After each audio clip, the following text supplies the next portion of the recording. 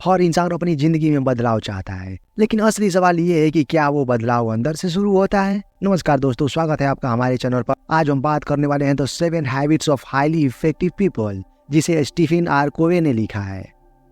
Habit 1, be proactive, जिम्मेदारी लेना सीखो। तुम क्या हो ये तुम्हारे हालात तय नहीं करते, तुम्हारे फैसले तय करते हैं। अक्सर हम कहते हैं मेरी लाइफ तो ऐसी ही है, क्या करूं, टाइम नहीं मिलता, मेरा मूड ही नहीं था।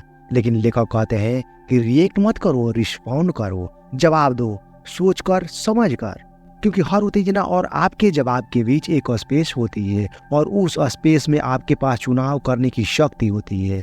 तो अगली बार जब गुस्सा आए, जब चीजें बिगड़े, रुकिए, उस स्पेस को महसूस कीजिए और फिर सोच कर जवाब दीजिए। यही होता है प्रोएक्टिव बनना। दूसरा habit, begin with the and in mind, अंत को देखकर शुरुआत करो। अब कल्पना कीजिए आप अपनी जिंदगी का आखिरी दिन देख रहे हैं, लोग आपके बारे में क्या कह रहे हैं, आप क्या चाहते हैं कि लोग आपको किस रूप में याद रखें। यही है हैबिट 2 का दिल। अगर आप नहीं जानते कि आप जाना कहाँ चाहते हैं तो आप कहीं भी पहुंच सकते हैं और शायद कहीं भी नहीं। देखो, कहते हैं एक मिशन स्टेटमेंट लिखो। यस, अपनी लाइफ का पर्सनल मिशन स्टेटमेंट लिखो, उसे साफ साफ लिखो। मैं किस तरह का इंसान बनना चाहता हूँ, मेरे लिए असली सफलता क्या है, मेरी जिंदगी का मतलब क्या है। सपना पहले देखो, फिर उसे हकीकत में बदलो। जब तक तुम सपना ही नहीं देखोगे, उसे हकीकत में कैसे बदलोगे। हैबिट 3, जरूरी चीजों को प्राथमिकता दो। अब आपने दिशा तय कर ली, अब जरूरत है उस दिशा में चलने की। पर रुकिए, आजकल हम इतने बिजी हैं कि जरूरी काम करने का टाइम ही नहीं मिलता। क्यों? क्योंकि हम अर्जेंट चीजों के गुलाम बन चुके हैं। कोवे का टाइम मैनेजमेंट मैट्रिक्स हमें सिखाता है सबसे ज्यादा समय उस क्वाड्रेट को दो जहां काम जरूरी है लेकिन तुरंत करने वाला नहीं, जैसे planning, meditation, relationship building, learning. यानी अपनी प्राथमिकता को शेड्यूल करो, ना कि शेड्यूल में जो है उसे प्राथमिकता दो। सिर्फ व्यस्त मत बनो, प्रभावशाली बनो। हर दिन थोड़ा सा समय अपने सबसे गहरे लक्ष्यों को दो। प्राइवेट विक्ट्री यानी अंदर की जीत का मतलब है खुद की जिम्मेदारी लेना, साफ साफ देखना कि जिंदगी में जाना कहाँ है और फिर अपने टाइम और ऊर्जा को उन्हीं चीजों में लगाना जो असली मायने रखती है। यही है पहली सीढ़ी असल सफलता की। जिंदगी अकेले नहीं जी जाती, सच्ची सफलता तब मिलती है जब हम मिलकर जीतते हैं, खुद से दूसरों तक, यानी सेल्फ से इंटरडिपेंडेंस की यात्रा पर। अब बारी है उन आदतों की जो हमारे रिश्ते, सहयोग और लीडरशिप को ऊंचाई देती हैं। हैबिट 4, थिंक विन विन, जीत मेरी भी, जीत तेरी भी। अक्सर हम जिंदगी को एक रेस समझ लेते हैं, या तो मैं जीतूंगा या तू। लेकिन लेखक कहते हैं जिंदगी कोई स्पर्धा नहीं, ये एक सहयोग है।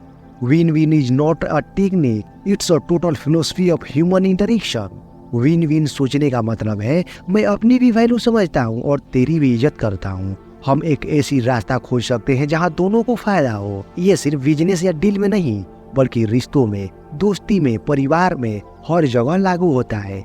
कभी भी ऐसा सौदा मत करो जिसमें किसी को कुचला जाए। जीत ऐसी हो जो सबके दिल जीत ले। हैबिट 5, पहले समझो फिर समझाओ। अधिकतर झगड़े क्यों होते हैं? क्योंकि लोग सिर्फ बोलना चाहते हैं, सुनना ही नहीं चाहते। लेखक एक गहरा सबक देते हैं। वे कहते हैं कि गहराई से सुन, बिना बीच में टोकने या जज करने के। दूसरे को मन की हवा दो, साइकोलॉजिकल एयर। कभी किसी को सिर्फ शांति से सुन लेना उसका पूरा बोझ हल्का कर सकता है। इमेजिन करो आप किसी दोस्त से बात कर रहे हो और वो आपको बिना टोके, बिना सलाह दिए बस सुन रहा है। कैसा लगता है?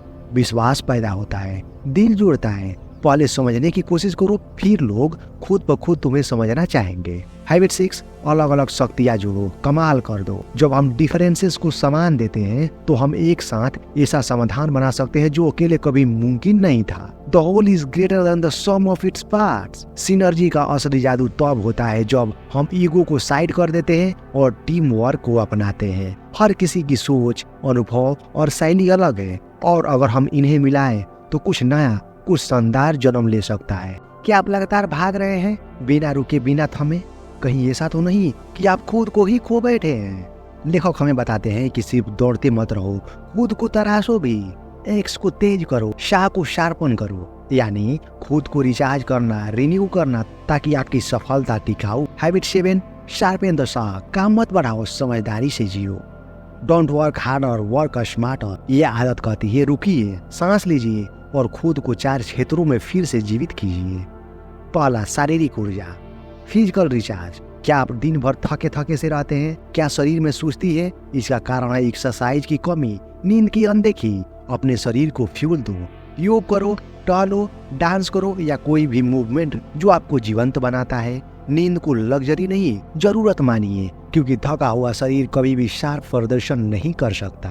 दूसरा, मानसिक ऊर्जा, मेंटल रिच। क्या आपने आखिरी बार कोई किताब पढ़ी थी? क्या दिमाग को नया कुछ सीखने को दिया? रीडिंग, राइटिंग, लर्निंग, ये सब आपके दिमाग की शार्पनिंग है। लेखक कहते हैं कि अगर आप रोज थोड़ा पढ़ते हैं तो आप हर दिन थोड़ा और बेहतर सोचने लगते हैं। माइंड को टीवी से नहीं, नॉलेज से रिचार्ज करो। तीसरा, भावनात्मक या सामाजिक ऊर्जा, इमोशनल एंड सोशल रिचार्ज। हम इंसान हैं और हमें कनेक्शन चाहिए, लेकिन आज की दौड़ में हम दूसरों को सिर्फ देख रहे हैं, समझ नहीं रहे। अपने रिश्तों को पोषण दो, उन लोगों से बात करो जिनसे बात करके मन शांत हो जाता है। माफ करो, अपनाओ, गले लगाओ। कभी कभी किसी को सिर्फ मैं समझता हूँ कह देना आपको भी हील कर सकता है। चौथा, आध्यात्मिक ऊर्जा, स्पिरिचुअल रिचार्ज। सुबह उठते ही क्या आप फोन उठाते हैं या पहले अपने भीतर उतरते हैं? मेडिटेशन, साइलेंस, नेचर वॉक या सिर्फ 5 मिनट की सांसों की अवेयरनेस, ये सब आपकी आत्मा को तेज करता है। Sharpening the shark, keep your effective. It's about preserving and enhancing the greatest asset you have. और स्पिरिचुअल रिचार्ज का मतलब है अपने जीवन के उद्देश्य से जुड़ना, अपने वाई को रोज सुबह महसूस करना। सक्सेस कोई टेक्निक नहीं, ये तो आपकी पर्सनालिटी नहीं, आपकी कैरेक्टर से आती है। यानी भीतर से खरे बनो, तभी बाहर सफलता झुक कर मिलेगी। पर्सनालिटी एथिक क्या है? बाहर से पॉलिश्ड बनो, लोगों को इम्प्रेस करो, टेक्निक सीखो, स्किल्स दिखाओ। लेखक कहते हैं ये सब कुछ समय के लिए काम करता है, लेकिन असली भरोसा, असली लीडरशिप भीतर की सच्चाई से आती है।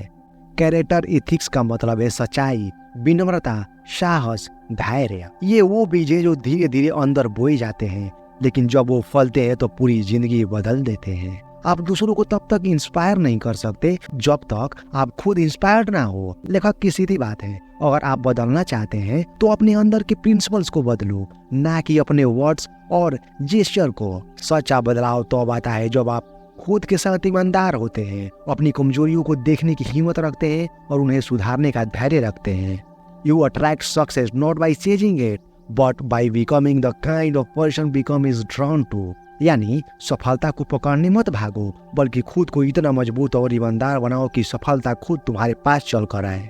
हर किसी की आवाज होती है, पर बहुत कम लोग होते हैं जो उसे खोज पाते हैं। आपके अंदर छिपी वो ताकत जो आपके जीवन को अर्थ देती है, आपके टैलेंट्स, आपके जुनून, आपकी अंतरात्मा और समाज की जरूरतें, जब ये चारों मिलती हैं तो आपको मिलती है गूंजती हुई पर्पसफुल आवाज, जो ना सिर्फ आपको जगाती है बल्कि औरों को भी रोशनी देती है। सिर्फ इफेक्टिव होना काफी नहीं है, हमें ग्रेट बनना है, असली मायनों में लीडर बनना है। और एक सच्चा लीडर क्या होता है? वो अपनी आवाज पाता है और फिर औरों को भी उनकी आवाज खोजने में मदद करता है। बहुत लोग इको बन जाते हैं, दूसरों की आवाज दोहराते हैं, दूसरों की राह पर चलते हैं, दूसरों की अप्रूवल में जीते हैं, लेकिन आपका जन्म इको बनकर नहीं हुआ है। आप एक अनोखी वॉइस हैं जिसे पहचानना, अपनाना और जगाना, यही आपकी असली जिम्मेदारी है। तुम्हें दूसरों की तरह क्यों बनना है? तुम खुद सोचो तुम्हें क्या बनना है। सिर्फ सक्सेस पाने की दौड़ में मत भागो, सिग्निफिकेंस बनो। ऐसा प्रभाव छोड़ो जो आत्माओं को छू जाए। रोज सुबह अपने आप से पूछो, क्या मैं अपनी वॉइस में जी रहा हूँ या किसी और के एक्सपेक्टेशन में? क्या मैं वो काम कर रहा हूँ जिससे मेरे दिल को सुकून मिलता है, या सिर्फ वो जो सोसाइटी मुझसे चाहती है?